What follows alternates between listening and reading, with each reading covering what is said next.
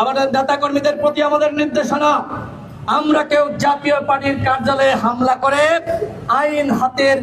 আইন হাতে তুলে নিব না।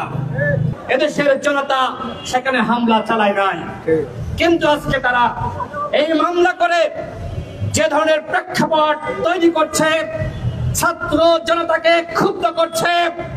যদি সরকার জাতীয় পার্টিকে নিষিদ্ধ না করে, তাদের সাংগঠনিক কার্যক্রম বন্ধ করার উদ্যোগ গ্রহণ না করে, তাহলে ছাত্র জনতা জাতীয় পার্টির কোন কার্যালয়ের ইট পর্যন্ত রাখবে না।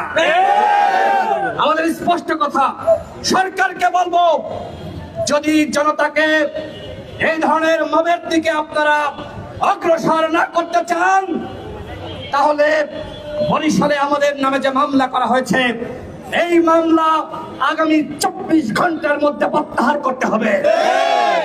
আমরা 2018 সাল থেকে সংগ্রাম করে আসছি। 24 সালের গণ অভ্যুত্থানে গণ অধিকার পরিষদের সভাপতি নুরুল হক নূর গ্রেফতার হয়েছে। ইতিমধ্যে হাবিবুর রহমান রিজভী বলেছেন, গণ অধিকার পরিষদের 11 জন শহীদ হয়েছে, আমাদের অগণিত নেতৃবৃন্দ গুলিবিদ্ধ হয়েছে, হামলা মামলার শিকার হয়েছে। 18 সালের কোন সংস্কার আন্দোলন না হলে এই বাংলাদেশে কোন গণ অভ্যুত্থান হতো না। এই 24 সালে এবং তার আগে যদি আমরা ধারাবাহিকভাবে আন্দোলন সংগ্রাম না চালাতাম, এই বাংলাদেশে গণ অভ্যুত্থান হতো না। এই গণ অভ্যুত্থানের শক্তি গণ অধিকার পরিষদের নামে যে ধরনের চক্রান্ত ষড়যন্ত্র শুরু হয়েছে, মামলা করে আওয়ামী লীগ আমাদের দমন করতে পারে নাই, অথচ অন্তর্বর্তীকালীন সরকারের আমলে মামলা দিয়ে আমাদেরকে দমন করার ষড়যন্ত্র শুরু হয়েছে। আমাদের স্পষ্ট কথা, এই সকল মামলা হামলা গণ অধিকার পরিষদ ভয় করে না। গণ অধিকার পরিষদকে যদি অন্তর্বর্তীকালীন সরকার মনে করে এই ধরনের মামলা দিয়ে দমন করবে, তারা যদি মনে করে আমাদের অগ্রযাত্রাকে থামিয়ে দিবে, এই অন্তর্বর্তীকালীন সরকার সেটিও করতে পারবে না। কেন আমি সরকারের কথা বলছি? কারণ এই মুহূর্তে অন্তর্বর্তীকালীন সরকার ক্ষমতায় রয়েছে। এই যে স্বরাষ্ট্র উপদেষ্টা, তিনি কি করছেন? আমাদের নামে থানায় মামলা করতে যাচ্ছে, আর জাতীয় পার্টির নামে মামলা রয়েছে, ওদেরকে অ্যারেস্ট না করে পাল্টা আমাদের নামে মামলা নিচ্ছে। অত্যন্ত ন্যাক্কারজনক। আমরা আজকে এরই প্রতিবাদে আমরা এই মশাল মিছিল নিয়ে আমরা এই পল্টনে আমরা মশাল মিছিল বিক্ষোভ মিছিল করব।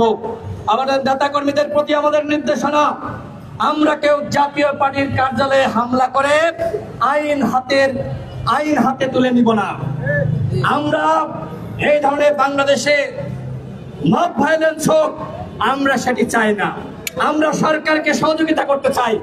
সরকারকে বলবো, আপনারা এই জাতীয় পার্টির বিরুদ্ধে ব্যবস্থা গ্রহণ করুন। আমরা চাই এই বাংলার মাটিতে আওয়ামী লীগ, জাতীয় পার্টি সহ তার দশররা আর কোন রাজনীতি করতে পারবে না। এর আগে দেখেছিলাম সরকার জাতীয় সংলাপে জাতীয় পার্টিকে একবার ডেকেছিল, আমরা তখন প্রতিবাদ জানিয়েছি, এরপর থেকে তাদেরকে ডাকে নাই, কিন্তু তাদের সাংগঠনিক কার্যক্রম সরকার নিষিদ্ধ করে নাই। তার মানে জাতীয় পার্টির কোন দশর এই সরকারে রয়েছে যারা এই জাতীয় পার্টিকে প্রোটেকশন দিচ্ছে। ইতিমধ্যে জিএম কাদেরের নামে, চুন্নুন নামে, জাতীয় পার্টির শীর্ষ নেতৃত্বের নামে হত্যা মামলা পর্যন্ত হয়েছে। দুদক তাদের ব্যাংক অ্যাকাউন্ট তলব করার নির্দেশনা দিয়েছে, তারপরেও সরকারের পক্ষ থেকে কোনো ব্যবস্থা নেওয়া হচ্ছে না। স্বরাষ্ট্র উপদেষ্টা আপনি কি করেন? ঘাস কাটেন? ওই জিএম কাদেরকে আপনি দেখেন না? ওই জিএম কাদের উত্তরায় থাকে। যদি জিএম কাদেরকে আপনারা গ্রেপ্তার না করেন, ছাত্র জনতা জিএম কাদেরের বাড়ি এবং জিএম কাদেরের যে সকল দশর রয়েছে ওই চঙ্গর বাসভবন ঘেরাও করবে।